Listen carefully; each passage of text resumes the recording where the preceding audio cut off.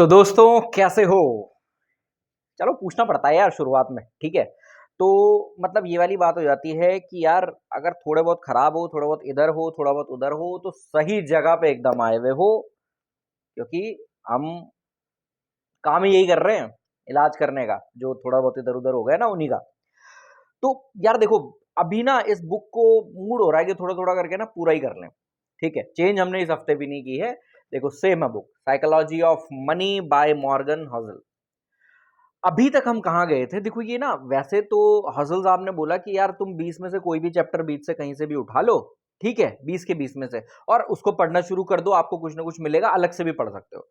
पर मुझे इसके अंदर एक ना बड़ा अच्छा सीक्वेंस, जैसे कि एक बच्चे को बड़ा किया जाता है ना, वैसा ही सीक्वेंस इसके अंदर मुझे नज़र आ रहा है। देखो सबसे पहले हमने क्या, ठीक है? क्या कौन-सा था हमारा पहला चैप्टर अगर किसी को याद है तो? ठीक है? 1, 2, 3 चलो मैं ही बता देता हूँ कि नो वन इज़ क्रेज़ी। मतलब च जैसे छोटे बच्चे को होता है ना जब वो सीख रहा होता है, हम उसको कुछ नहीं बोलते हैं। हम बोलते हैं कि ठीक है यार, तू गिर रहा है, पड़ रहा है, उठ रहा है, जाग रहा है, सो रहा है, पैंट में सुसु कर रहा है, पॉटी कर रहा है, जो मर्ज़ी कर रहा है, हम बोलते हैं कि एवरीथिंग मस्ट गो। तो नो वन इज़ क्रेज़ी मतलब कोई कुछ गलत नहीं है, सब ठीक है, सब ठीक है, सब ठीक है। पहले वहाँ से आप शुरू करते हो, ठीक है? अब बच्चा थोड़ा-थोड़ा करके जैसे कि बड़ा हो रहा है, तो अगला है भैया कि लक एंड रिस्क। कि अब थोड़ा-थोड़ा वो घुटनों पे चलने लगा है या हल्का-फुल्का चलने-फिरने लगा है, तो भई उसको समझाना है कि भैया ऐसे, ऐसे, ऐसे चलते हैं, ऐसे में नहीं गिरते हैं, गलत जगह चले जाओगे तो गिर भी सकते हो। या समथिंग जहाँ पे ऊँचाई है, वहाँ पे रिस्क है, ये है, ये है, ये करके हम लोग उसको करने लगते हैं। फिर जब वो बच्चा थोड़ा बड़ा होता है ना, सबसे पहले वो दौड़ना शुरू करता है, बहुत तेज़ दौड़ने लगता है, एकदम फटाफट, फटाफट, फटाफट। वहाँ हमें उसे सिखाना होता है कि भैया तुम चलना सीख गए हो या कई बार थोड़ा-सा बड़े हो गए हैं बच्चे बाइक चलाना, साइकिल चलाना सीख गए हैं, बहुत तेज़ दौड़ रहे हैं, ठीक है? वहाँ हमारा चैप्टर आता है नॉट इनफ कि यार रिस्क कहाँ पे है, रुकना कहाँ पे है, वहाँ पे ये किताब सिखाती है कि नॉट इनफ में भैया समझ जाओ अगर ऐसा कुछ सामने आ रहा है ना, तो रुक जाओ, समझ गए? अब भैया हमने बच्चे को पहले सब कुछ करने दिया, फिर उसको चलना सिखा लिया, ठीक है कि ऐसे-ऐसे करके चलो। फिर हमने उसको चलने के बाद उसको डरा भी दिया कि देखो ये सब प्रॉब्लम नहीं आनी चाहिए। लेकिन बच्चे को अपनी डेस्टिनेशन तक पहुँचना है ना, वो डिस्टेंस कवर करनी है। उस डिस्टेंस को कवर करने के लिए अगला जो है चैप्टर, ये समझ लो बिल्कुल सेम वैसा ही है। ये है कन्फाउंडिंग कंपाउंडिंग, मतलब हैरान कर देने वाली कंपाउंडिंग। रिस्क से बच के चलना है लेकिन पहुंचना भी कैसे है, बहुत बढ़िया। देखो शुरुआत में देखो क्या लिखा है, ये जो अभी मैं बोलने वाला हूं ना, ये वीडियो के एंड में बिल्कुल क्लियर समझ में आ जाएगा कि मैं क्या बोला था अभी, ठीक है? अभी आ जाए तो और अच्छी बात है भाई। कि 81 billion of Warren Buffett's, 84.5 billion of Warren Buffett's net worth come after his 65th birthday. Our minds are not built to handle such absurdities। मतलब ऐसी ये जो दिमाग में ना ये समझ में नहीं आता बोल के हमारे, ये खुद ही बोल रहा है, ठीक है? और एब्सर्डिटी का मतलब भी समझा दूंगा मैं आराम से। लेकिन बस अभी ये याद रखना कि जितना भी वॉरेन बफेट ने लगभग लगभग जो टोटल जो कमाया था ना, वो उसका मैक्सिमम पार्ट उनके जो 65th बर्थडे, मतलब वो 65 साल के हो गए थे उसके बाद में आया था, ठीक है? अभी के लिए बस इतना याद रखना। अब ये समझा देते हैं कि क्लियर ये हुआ कैसा था। देखो किताब की शुरुआत कैसे हो रही है, lesson from one field can often teach us something important about unrelated fields. Take the billion years of history of ice age and what they teach us about growing your money. ठीक है कि भैया ये बोल रहा है कि देखो कई बार क्या होता है ना कि दो बिल्कुल अनरिलेटेड फील्ड होते हैं, ठीक है? ये सबसे पहले शुरुआत यहीं से हुई है चैप्टर की, ठीक है? तो जब दो बिल्कुल अनरिलेटेड फील्ड होते हैं, लेकिन कभी-कभी क्या होता है ना, वो पहला फील्ड हमें दूसरे फील्ड के बारे में पूरा चटक एकदम बिल्कुल क्लियर समझा देता है कि होना क्या। ऐसे ही पैसे के बारे में ये क्या बोल रहा है कि हजारों साल पुरानी जो आइस एज वाली जो हिस्ट्री है, उसमें जो-जो हुआ ना, उससे हम समझ जाएँगे, सीख जाएँगे। तो कैसे सीख जाएँगे भई? शुरुआत होती है, देखो हिस्ट्री काफ़ी लंबी है, ठीक है? उस पे मैं जाऊँगा नहीं ज़्यादा, लेकिन शॉर्ट में समझा देता हूँ। क्या हुआ, पहले साइंटिस्ट ने ऐसा बोला कि भाई ये जो 5 एक ही बार आइस एज का आया था ज़माना, पूरी धरती हमारी बर्फ से ढक गई थी, उसके बाद में वो हट गई। फिर धीरे-धीरे पता चला कि नहीं यार ऐसा नहीं हुआ है, ये तो 3-4 बार, 5 बार टाइप हुआ है, ठीक है? एग्ज़ैक्ट नंबर्स पे नहीं जा रहा हूँ मैं, बट मोटा-मोटी ऐसा ही रहेगा, ठीक है?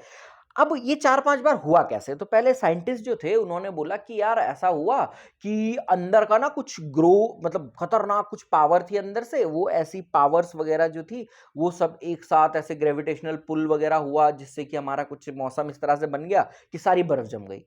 अब भाई जैसे 4-5 बार हुआ तो गला कैसे? कि अंदर से क्या बड़े-बड़े जो ज्वालामुखी थे वो फट गए, अब वो फट गए तो धरती का टेम्परेचर बढ़ गया और फिर बर्फ गली और फिर से ये आ गए। ऐसे 3-4 बार हुआ। अब धीरे-धीरे करके ये लगभग 1900 सेंचुरी तक लगभग मुद्दा ऐसे ही चल रहा था। 1900 सेंचुरी में एक साइंटिस्ट का नाम यहाँ पे लिखा हुआ है, वो हैं भैया साइबेरियन साइंटिस्ट हैं, मिल्टन करके कोई साइंटिस्ट है। इन्होंने बोला कि नहीं यार देखो ऐसा नहीं हुआ है, हमारा जो ग्रेविटेशनल पुल की वजह से क्या प्रॉब्लम हो रही थी कि प्रॉब्लम नहीं कहूँगा लेकिन ये हुआ कैसे? ग्रेविटेशनल पुल हमारा मून और सन दोनों का था। अब ग्रेविटेशनल पुल की वजह से धरती का ना ऐसे टिल्ट हो जाती थी एक तरफ को। तो क्या होता था बहुत खतरनाक सर्दियाँ पड़ जाती थी, मैक्सिमम एरिया में ना धूप नहीं आ पाती थी। अब वो इतनी खतरनाक सर्दी की वजह से क्या हुआ कि भई वो जम जाता था, जब वो ग्रेविटेशनल पुल थोड़ा-सा फिर से वापस जब कम होता था, वापस टिल्ट होती थी, गल जाता था। यहाँ तक भी मुद्दा ठीक था, काफ़ी कुछ मतलब इसमें सेंस बन रहा था कि हाँ यार, ऐसा ही हुआ होगा। लेकिन उसके बाद एक अलग ही थ्योरी बेहतरीन इसी के अंदर से थ्योरी निकाली एक रशियन साइंटिस्ट है, इनका नाम है व्लादिमीर। पुतिन साहब नहीं है, ये इनका नाम भी लेकिन व्लादिमीर है। ये बोलते हैं कि नहीं, सारी थ्योरी फेल करके ये बोलते हैं कि थ्योरी सही है कि भैया ग्रेविटेशनल पुल की वजह से सब कुछ हुआ, लेकिन इसलिए ये नहीं हुआ कि पूरी धरती पे जो बर्फ जमी इसलिए नहीं जमी कि बहुत खतरनाक ठंड पड़ी थी।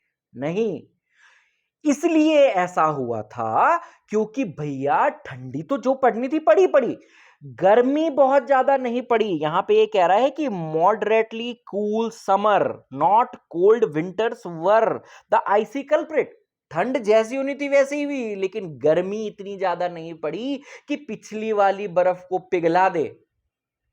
अब क्या हुआ कि भैया पिछली बार मान लो 100 किलो बर्फ जमी थी और 50 किलो ही मतलब टोटल 10% का इजाफा होता है। देखो कंपाउंडिंग वाला आ गया फंडा तगड़ा यहाँ पे। ठीक है कि भैया पिछली बार 100 किलो बर्फ पड़ी, मान गए आप। अब क्या हुआ कि 50 किलो ही बर्फ मतलब गली।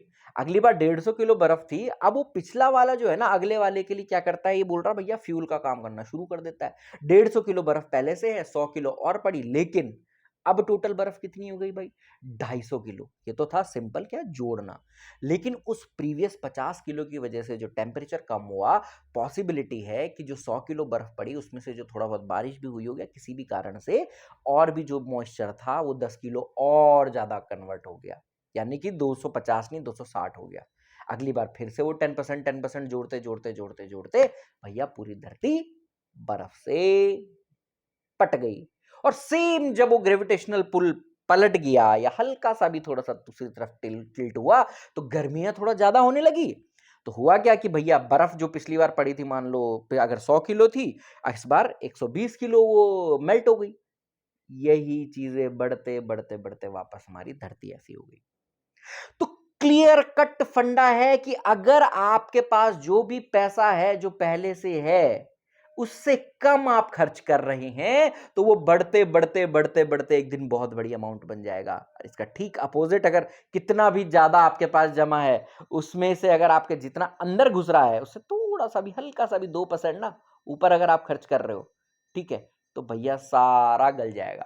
ये एटॉमिक हैबिट का ना पहला चैप्टर भी था। कहाँ है ये बुक? हाँ, एटॉमिक हैबिट के पहले चैप्टर मैंने इस पे वीडियो भी बनाया है, चाहे तो देख लेना, मैं डाल दूंगा डिस्क्रिप्शन में। ठीक है कि ये देखो ये कहाँ पे था भाई मेरे, क्या देखो ये ग्राफ है ना जो 1.01% अगर कोई आदमी अपनी लाइफ में नीचे जाता है तो देखो कितना बड़ा खड्डे में पड़ता है वो 0.99 से अगर देखो टू द पावर 365 डेज में अगर जाता है तो वो 300 गुना खत्म हो जाएगा। और गलती से अगर 0.01 की भी बढ़ोतरी वो कर रहा है ना, देखो कंपाउंडिंग है ये, टू द पावर में आता मामला, तो भैया वो 38 गुना बेहतर हो सकता है जहां वो पिछली बार था। तो ये है कंफाउंडिंग कंपाउंडिंग। ठीक है, वीडियो में अभी तक आपने ये समझा। अब मैं ना अगले हफ्ते जो आपके लिए लेकर के आने वाला हूं उसमें मैं आपको बताऊंगा कि कंफाउंडिंग और कंपाउंडिंग ने वॉरेन बफेट से लेके जितनी भी बिगेस्ट, क्योंकि वॉरेन बफेट को भले ही हम बोलते हैं कि सबसे बिगेस्ट इन्वेस्टर थे, लेकिन यहां पे भी एक कैच है। वो मैं अगले हफ्ते आपको बताऊंगा। तब तक मेरे को बताना यार कमेंट में कि कंफाउंडिंग कंपाउंडिंग के बारे में ना, क्योंकि बहुत थ्योरीज हैं, बहुत थ्योरी इसमें आगे बताने वाला हूं मैं, ठीक है। तो उन सब के बारे में ना मुझे भी बताना कि यार तुम्हें कौन सी बेहतरीन थ्योरी पता है, ठीक है। मजा आएगा, तो थोड़ा हम भी सीखेंगे यार, ठीक है। गुड।